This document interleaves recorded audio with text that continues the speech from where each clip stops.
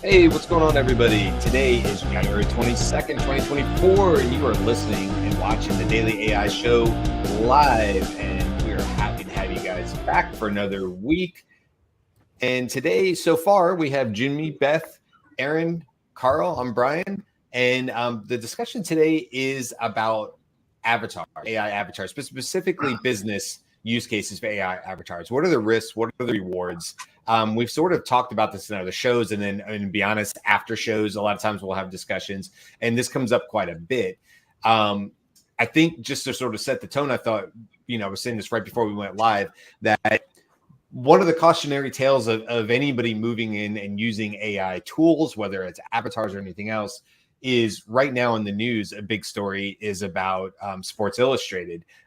In the last week, I mean, we could talk about this on a news show too. In the last week, they laid off a sizable portion of their content creators or writers. I'm not sure exactly what titles they had.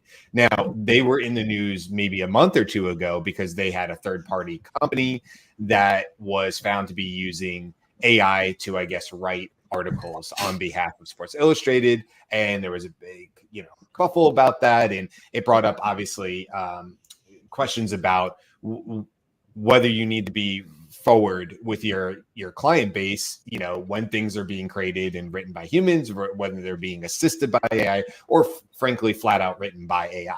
Now, that's not an avatar story, but I do think it's a great point to kind of kick off this conversation because it is a cautionary tale, and people are saying, well, does that mean Sports Illustrated is done? I mean, are they going to rehire new people? Was it such an internal problem that they feel like it's better just to wash the slate clean and start over because of the, from a PR perspective? I don't know. What do you guys think? And then, how does this apply to people who are maybe wanting to dip their toes into AI avatars, but worried that something like a Sports Illustrated could happen? It's a PR nightmare.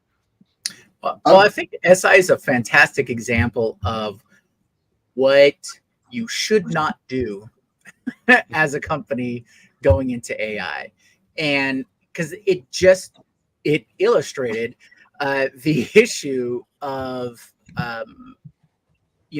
replacement of workers or employee replacement or displacement. And it's not there. It's a fine example of you need people in the loop. You want your writers with their experience and their knowledge there to just be assisted by AI so that their work, so they need to spend less time on any particular story, things that will shave off those extra hours and things like that, but not wholesale replacement. That's not what we want to see. We want to see people being empowered by AI. And I think that's what the direction that we should go in. And this Sports Illustrated story just points out, hey, this is what happens when you do it wrong. Right. I'm kind of amused. If I understand Sports Illustrated correctly, because I've never seen it over here. We may sell it, but I haven't seen it. I think it's quite famous for having attractive women in bathing costumes on beaches and stuff like that from memory. So I'm just thinking, what happens when Midjourney becomes good enough to replace the photography of the real models? Where does things go there? That could be a really interesting future development. Yeah, well, I mean, sort of a bump into the avatars too, in that sense. Go ahead, Beth. So I think this highlights one of the pieces that's important from a business standpoint, is to not fool your readers who trust that what you're doing is authentic. And that's also a tricky needle to thread for businesses, right? So we trust Sports Illustrated. I also am not a sports ball person, so people trust Sports Illustrated as humans who have insights, who write interesting things, right? Mhm. So now you have to now talk to your PR people, because you have a whole host of problems outside of that. But Yeah. as a business looking at this as like a teaching experience and or like a parable, an allegory, what are you going to do to avoid that? And one of the things that we recommend that you do is have a public AI policy so that people know that there's always a human behind it, or this particular section, right? Like, you know, when you call and you get the chatbot doesn't say, the chatbot says, hi, I'm an AI chatbot, right? Right. Like, you disclose that up front, because then people are pleasantly surprised, or just regular annoyed, not feeling deceived, right? Right. And I think we want options, right? I don't personally have a problem with a really well put together AI avatar. Let's be honest. It could be a cartoon. It could look human-like. It could be, you know, look like Clippy from back in the days. I don't personally care. I think the end user only really cares, did it solve their problem? So if it's the customer service side of it, what I always been a fan of is having options, which is, you know, hey, would you like to solve your problem? We have an AI avatar. We're pretty proud of it. It's really good. Would you like to solve your problem through that? Like, let's say it's my internet company, right? Spectrum or something like that. Like, yeah, I'll give that for 3 minutes of my time. I'm totally willing to get in there and see if I can resolve the problem. Oh yeah, no, there is an outage in your area. Whatever, we can see it here. It looks like the estimated time is 2 hours. It's within 1 square mile of your home address or whatever. Hey, that's all I wanted to know. Was it just me or was it the area? Great, problem solved if it's something like that.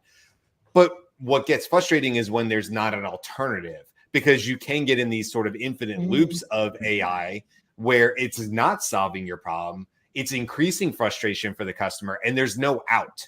So not being able to jump on a customer service call number or send a really quick, I guess, a human chat or an email, you know, we'll get back to you within 10 hours, whatever, kind of depending on your problem. That's where I think the problem is. And to your point, Beth, I think you're correct. You're absolutely right. Don't deceive me. Don't try to deceive me as the customer that what you're intending to do. I don't see any problem with you saying we think this is the latest and greatest AI. We are so proud of this internally. We hope you use it. It's amazing. Oh, sure, great. I'll jump in there. You know, why not? But don't deceive me and tell me that it's actually a human on the other side of the line. That's where I agree with you. That's where things kind of go south. It's not that the technology necessarily isn't capable. It's just, you know, if we're using a HeyGen, now if you're not familiar with HeyGen, Aaron is our resident expert on HeyGen, but, you know, if it's a human looking person whose mouth is moving and it's near identical to somebody else talking on it and it's customer facing, I don't know, Aaron, you want to jump in on this? Like, where's that line of, does the end user need to know? Yeah, it's a good question, Brian, and it's something I've thought about a bit. I know for myself with some of my videos, I will quite often use the fact that it's an AI video as a little bit of a surprise towards the end of the video. And the idea being, keeping in mind, I'm doing marketing with it, the idea of people watching it, every time I show someone a video in a meeting, they go, wow, that's realistic. And then if you drop the surprise on the end, hey, by the way, this is not a real video, it's an AI, and would you like to do the same kind of thing? So that works quite well for me. I would be, generally what I'm saying to my clients is if someone says, yeah, that doesn't look right, is that real? I'm generally saying don't hide the fact that it's not an AI. Right? At the end of the day, I think you've just got to be fairly upfront about it. One thing I will say on the subject of AI support and that kind of stuff, a classic example happened to me last week. Everyone's favorite social media company, Facebook. So I've just got a new client, had to go and set up all of her ad accounts, and it went pear-shaped in about 2 minutes flat, as it usually does. There's nobody you can pick the phone up to call, even though the client wants to spend thousands of dollars on an ad campaign. There's only their AI chatbots, which are infuriating beyond belief. And then when you get to talk to a real person, they're not much better anyway. So it's taken, what's today, Tuesday, it's taken 4 days to hear back from my account rep because they've been out or it's been the weekend or whatever. So, you know, pretty bad customer experience. And I think, you know, you might not be a Facebook, but if you're going to rely on something like that as a customer support tool, I think you need to be really careful, keep a close eye on it, certainly until it becomes a lot better. Because if you, excuse my French or swearing, but if you piss people off because they get caught up in this thing, you're going to lose business, and it's not the way to go. So I don't know, Carl, and you're forward facing to your clients and stuff like that. And I know you've had some discussions, not necessarily maybe avatar, but when it comes to like cloning the likeness voice of maybe CXOs, maybe it's somebody who's going to be leading the training at a company. We know there's abilities now. It's actually kind of cool for somebody who maybe only natively speaks English to now be able to do videos and training sessions that might have them speaking, through the cloning of their voice and using a tool like a HeyGen to look like they're speaking a different language. And does that bring them a little bit closer, even though they're not natively able to speak? As you're looking at your clients and talking to, I know you've had a lot of conversations. Where are the benefits? What are they excited about? And what are the actual today benefits of using avatars? Not necessarily human cloning, but just avatars in general. And human cloning sounds like a bigger thing, but you know what I mean? Cloning of voices. It's funny because like a lot of people at like companies kind of joke about, hey, can you clone me, right? Because that's what people think about AI. But if you think about, especially executives who recognize the need to get in front of camera, get in front of people, or reach, especially a company that has multiple, I don't know, it could be global, could have offices in different places. It's just hard to get everybody in one place at one time. So they need to distribute it, communication, and email doesn't work, text doesn't work, right? So they have to get on camera. But a lot of those executives they're not comfortable in front of the camera, or they don't have time. So this situation actually came up where, they wanted an executive to be in a video to land a prospect, and there's extra oomph to it if your executive is part of that that RFP package. The funny thing about that is, the first time they did it, it went kind of well. Like if you looked at it, it's like, it's not bad. But now they want to do it for every single one. But the thing is, you can't get your CEO, CFO, whoever it is. It's hard to get them on camera just on, sometimes you have to book them months, like weeks in advance. So the question of, hey, we thought it was be an awesome idea to just clone the person. Well, it started with, hey, could you shoot one video and change the words from one to another? So it's like, name the company, just change the company. And I'm like, yeah, you could do that, but that's actually more work than just creating an avatar of the person and just actually having, create the exact content differently for each one, because then it doesn't sound too scripted. But then the question came up, right? It's like, okay, now you have a company that is creating something that a person may or may not have said in real life. Mm-hmm. How long does the company actually have that rights to use? Does the person get to approve it every single time? Is there a blanket permission? Is it in perpetuity? Is it only for that specific use case? Is it only for the person until they leave? And then I think it's funny because, an immediate gut reaction be like, oh, I don't have to do any work. Fine. Yeah, just you do it, take care of it. And that's usually what a lot of CEOs or C-suite people do, is like, take care of it. I got to do stuff. But I'm like, I just want to make sure that person actually thinks this through, not from the lens of a C-suite, you're an executive, but I want you to think about it as a real person. Because as a real person, you're like, you've now given, it doesn't matter if you're a CEO, CFO, it doesn't matter. You've now given a company rights to create stuff that you never said. I want you to think that through a little bit. Yeah. And I want you to also think through, it's like,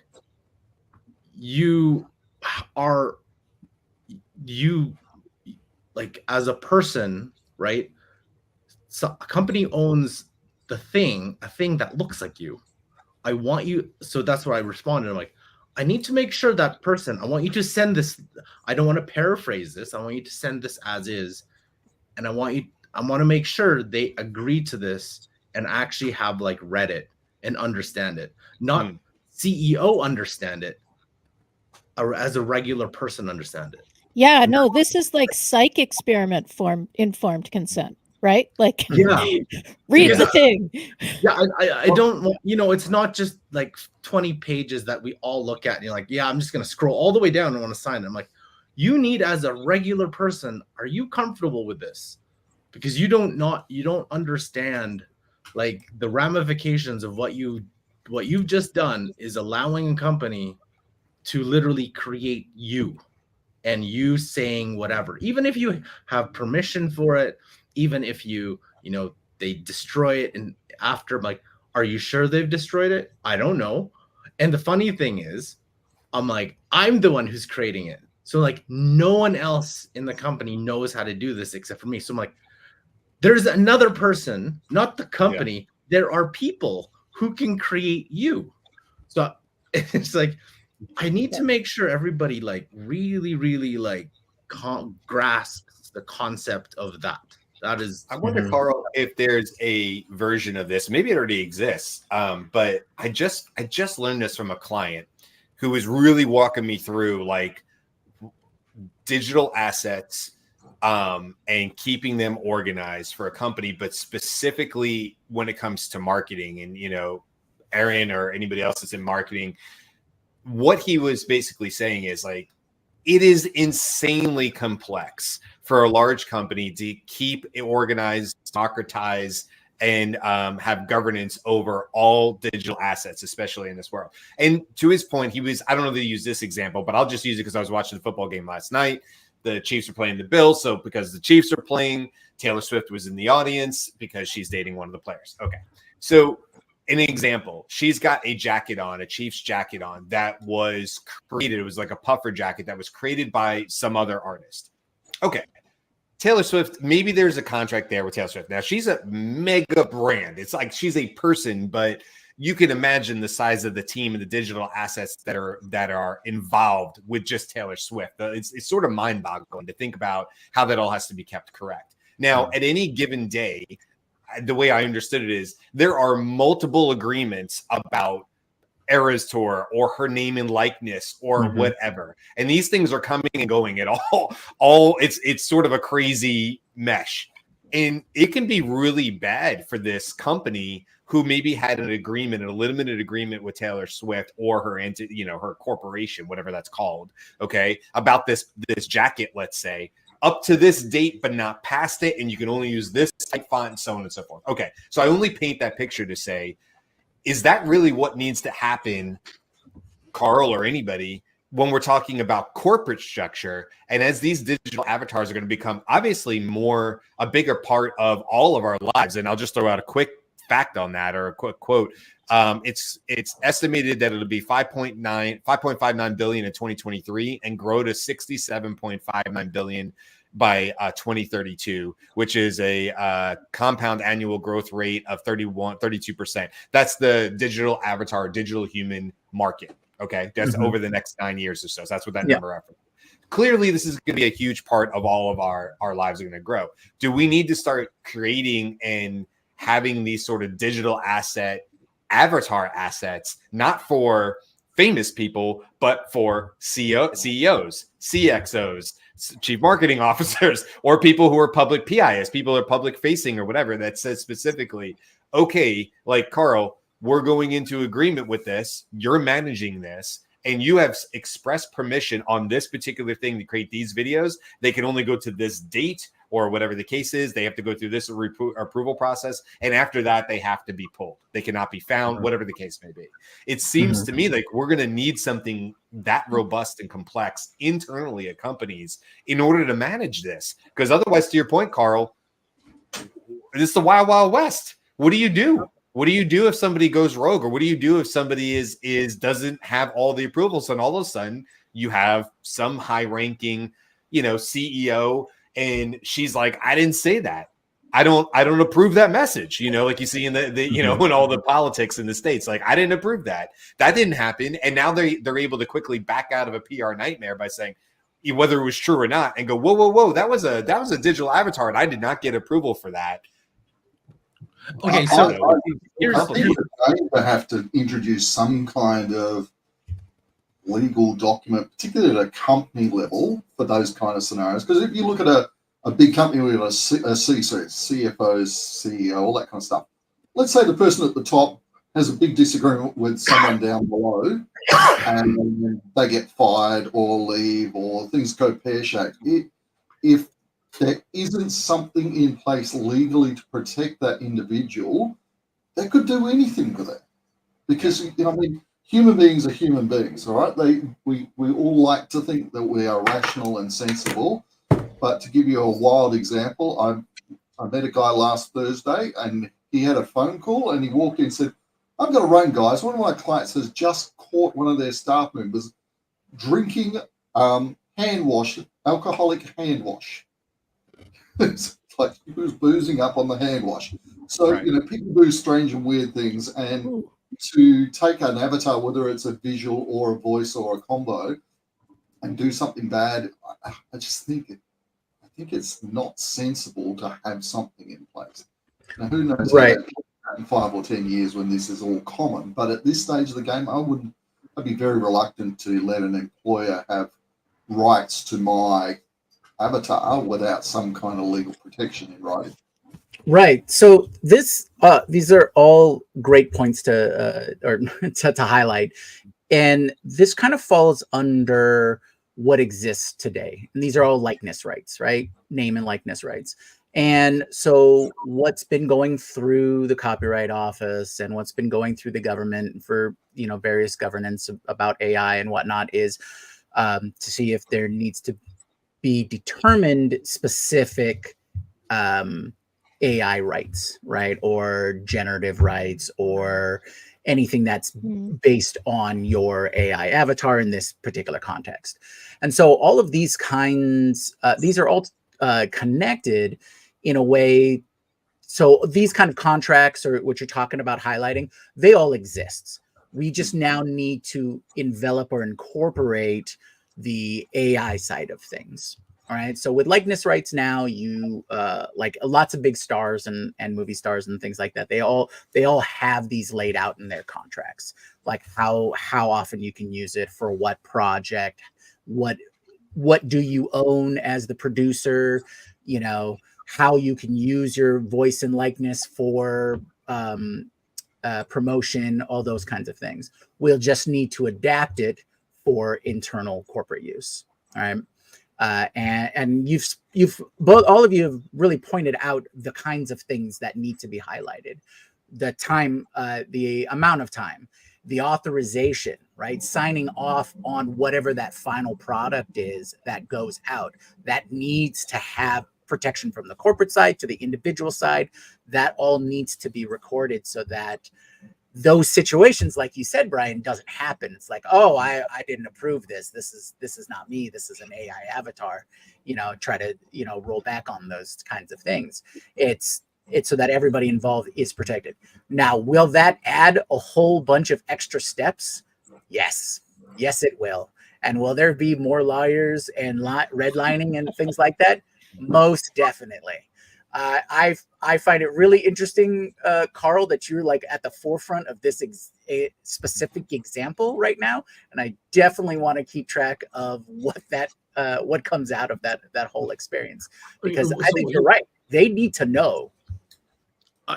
There's one thing that I remember too, and when you work in like, if you have people working with executives and you have all the different layers, right?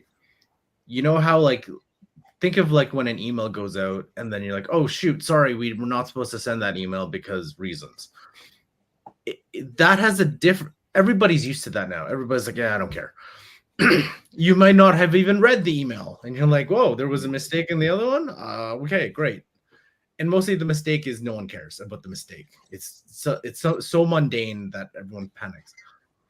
An AI avatar delivering a message has a much different impact. You can't just Yeah. put another AI avatar and be like, hey, by the way, that one mistake.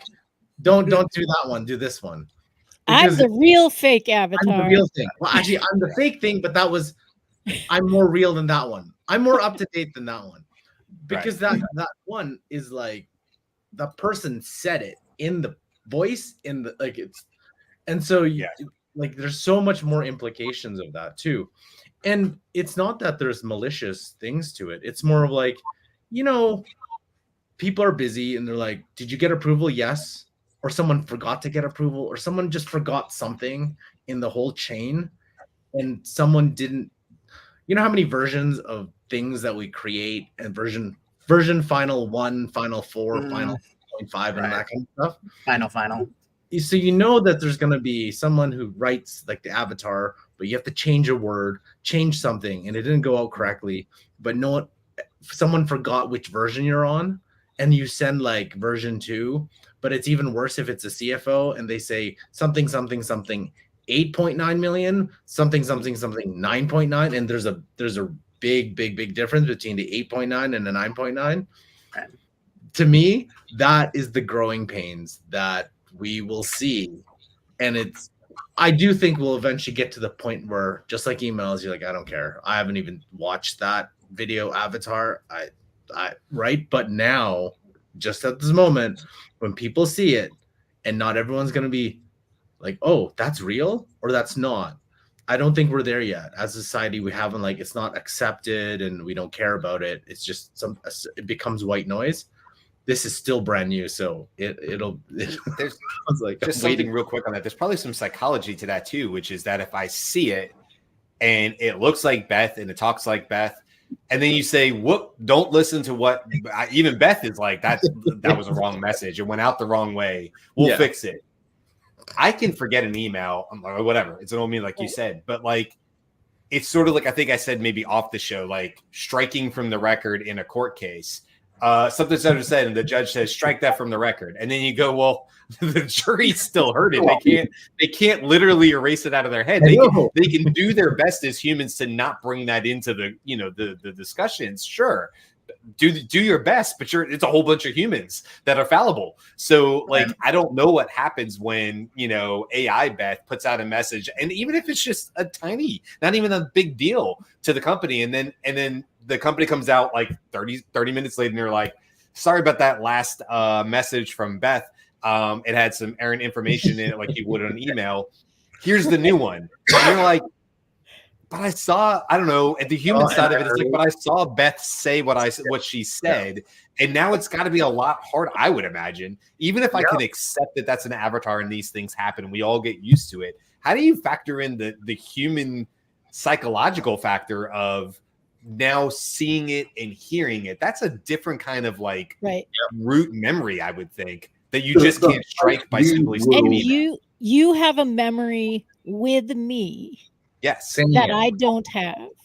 Yeah. And this is actually something that happens, and like that just needs to be like gotten in sort of the zeitgeist, right? I agree that we're sort of at the forefront. This does happen for performers. Right. So you come, you watch me, I'm on stage, you have a memory of me. I do not have a memory of you as an audience member. Sure. But now we've upped the ante and now I'm talking to you. Right. So you have a memory of like a one-on-one with me or a video message specifically for you that I don't have a memory of. And even if I approve it, it didn't go in the same side of my head as if we had a real conversation. And it did go in that side of your head. So something I just thought about with this is, we've got the issue of people maybe doing something bad with someone's avatar, but I wonder how long it's going to take before somebody says, let's start using these avatars. And if we put something out there that bombs really quickly because they misjudged the tone of the audience, we can just claim it was an accident and an AI avatar rather than a real person, and they'll try and step back from it. So it'll be almost like an excuse to dodge a screw up that they actually made deliberately. So that'll be another side of it I think we'll see happen.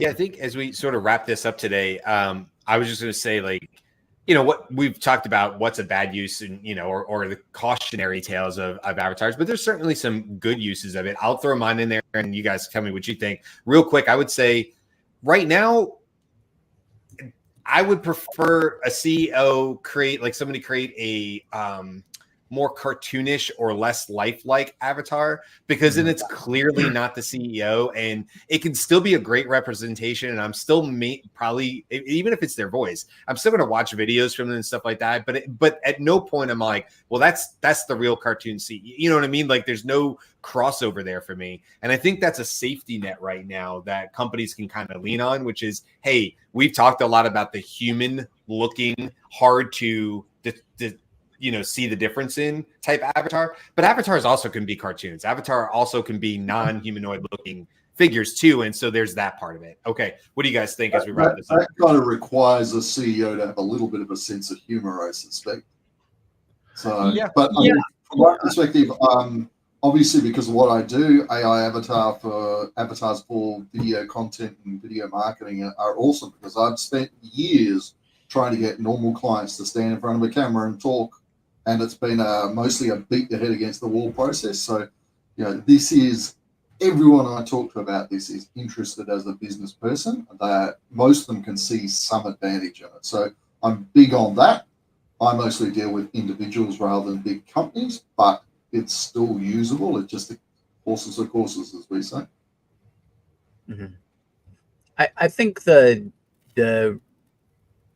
use cases that people are going to see that are most effective is in the advertising and marketing sense, because there is that disconnect whenever someone is watching some form of advertisement, right? It's they disassociate from that image or from that message. It's like, oh, they're selling me a truck.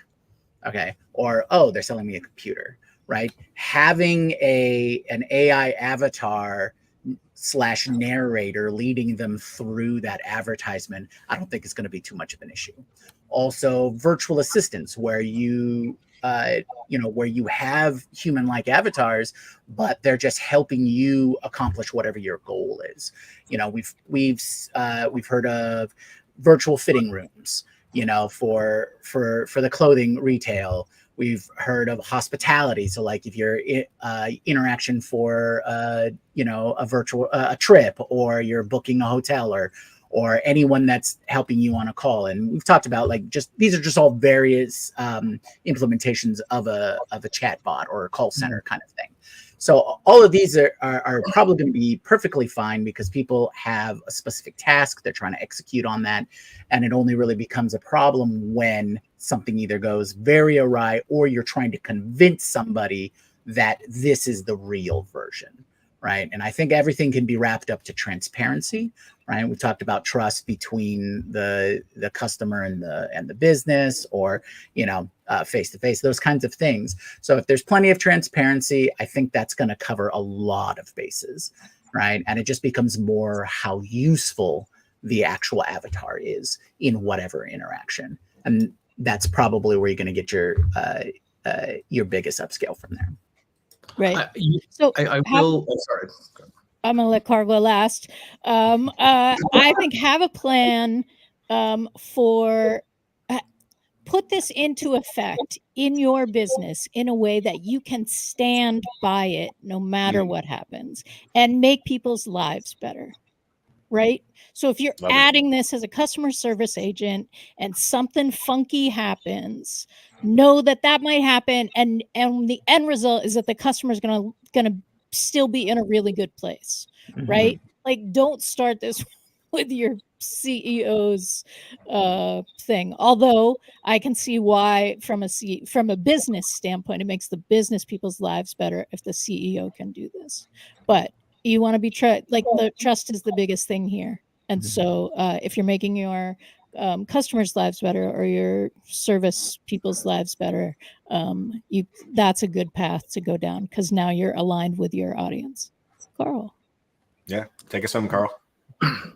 So I want to give you this use case, because down the line, everyone knows this year is or some of this year is going to be about agents. right? Agents because so the question I have now is, because as humans, we love to anthropomorphize everything.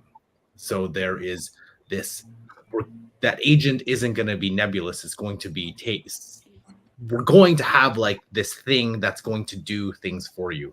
And the one thing that I thought of was like, imagine in a company that your agent in the future, all these in the company, everyone has an agent to help them do something. That agent is in the form of your company's CEO or CFO. And that's the use of an avatar. So that was my last day. It's like, remember, these things just won't talk to you. They'll actually be doing stuff. So that will be the next thing that you have to think about. Because yes, AI Beth could be saying something, but AI Beth could also be doing something. And then will you allow a company to allow AI Beth to not only do something, say something, but actually do something on your behalf? Yeah. No, listen, I think this is a good, solid point, Beth. I love your point as far as, circle back to the basics, be helpful, make your customer experience better. Don't do things that are going to put your company in a position where you might have PR issues down the road. This is a topic I think we'll definitely come back to again and again in 2024 because it's going to evolve. There's going to be many more developments in this from technologies and so on and so forth. Companies like HeyGen have done amazing in just 2023. I can't imagine what they have going and many others like them. All right. So what we have coming up the rest of the week, tomorrow, quite possibly, I'm going to actually go through these thumbnails, but quite possibly my favorite thumbnail that I've ever created is for tomorrow. Here it is. Is Zuck savior or AI savior a villain? I love this thumbnail. And go check it out. If you're listening to us on the podcast, you'll see it at some point. Wednesday, we have the news. Thursday, will AI kill human creativity or unlock it? So we'll be talking a little bit more about, is it a bad thing? Is it a good thing for AI to be helping you with human creativity when we're writing things, when we're creating things? Is that a helpful thing, or is our next generation not going to be able to think of anything creative because AI was able to do it for them? And then on Friday, we'll be talking about Microsoft Copilot, which we had said a couple of days ago that we're going to come back to. Is Copilot the solution that most businesses need? Is this mainstream at this point? Where do they fall into the marketplace? Hopefully by then, maybe we'll have some people who have used it on the panel, but if not, we'll definitely talk about it and have a good conversation. And then we have a whole lot of other topics coming up next week. So that's it for this week. Go check out our interview series. We got some good ones out there with Nicole Leffer. We got one with Roll AI. We got one with Amanda Bickerstaff. They're great. Go check those out. We're going to be continuing to put out interviews in addition to these shows. So expanding, and it's going to be a good 2024. So come on back, and we'll see you guys tomorrow. Until then, wrong one. Splash screen. Here we go. Aloha.